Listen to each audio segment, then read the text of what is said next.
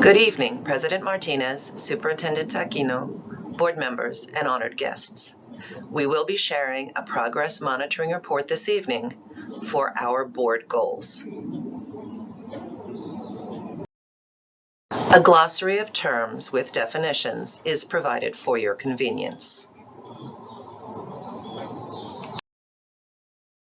Board Goal 1 is focused on reading outcomes for all students. This evening, we will focus on the interim goals to measure performance toward this overall goal. Please note that the state of Texas has 3 passing standards for their assessments. Approaches grade level, which reflects a minimum passing standard. Meets grade level, which reflects on grade level performance or college-ready performance. And master's grade level, which reflects advanced performance. It is important to note that for both our reading and math goals, both Goal 1 and 2, SAISD has made the choice to hold ourselves to a higher standard than minimum passing and focus on meets or on grade level performance for all of our students. In December, we were able to share student performance on the MAP BOY, or beginning of year assessments. We are now able to share how students did on the MAP MOY, or middle of year assessments, administered throughout December and January. The Goal 1 Progress Monitoring reviews the percentage of all students at grades 3, 6, and 8 who are projected to perform on grade level or at the meets grade level on STAR on reading. MAP data historically runs about 10 percentage points below STAR performance. Since the 5-year goal for reading performance is 50% or higher, the 5-year goal for the interim MAP measures is 40%.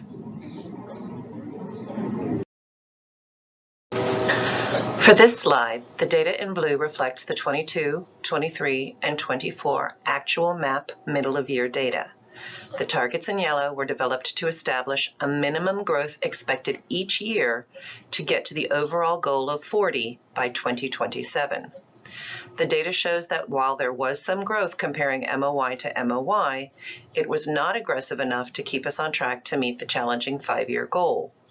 Each grade level failed to meet the 2024 annual target, grade 3 by 3 points, and grades 6 and 8 by 7 points. Again, while these results do reflect improvement at grades 3 and 6, it is not sufficient to meet the annual target for any of the 3 grades measured, which is why we are not on track to meet this goal.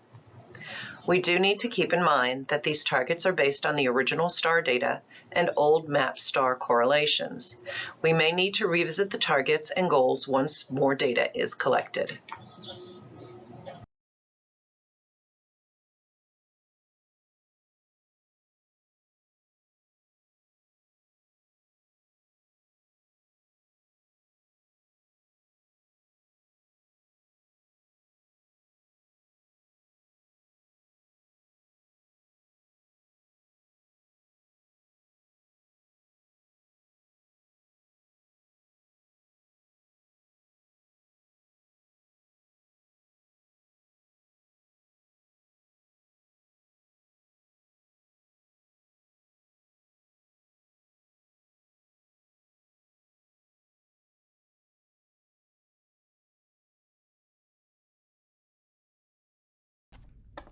While SAISD is not on track for the projected interim goals, the district continues to see gains in grades 3 and 6 and is striving to meet outlined interim measures.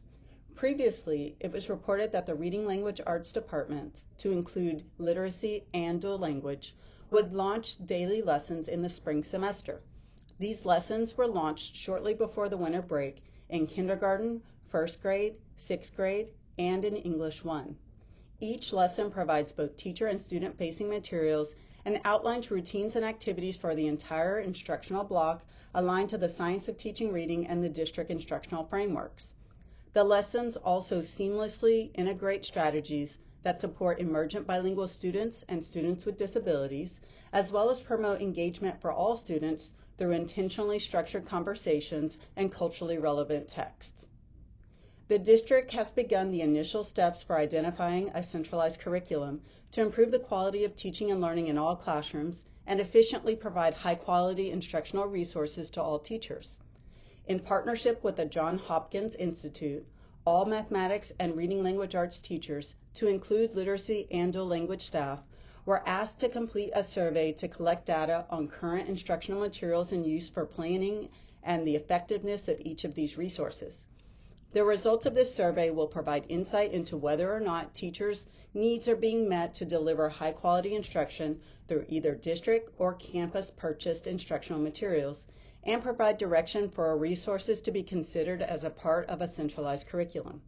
Additionally, the academic departments have begun to visit reading language arts teachers on every campus to engage in a conversation on the move towards a centralized curriculum, the current resources being used and their effectiveness, and gaps where additional support is needed for planning and implementation of curriculum.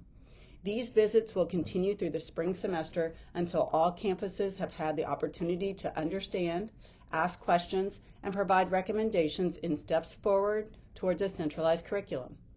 Next steps include creating teacher committees to create rubrics that outline the high-quality instructional materials needed in literacy and biliteracy, and begin the process of evaluation of available curricula.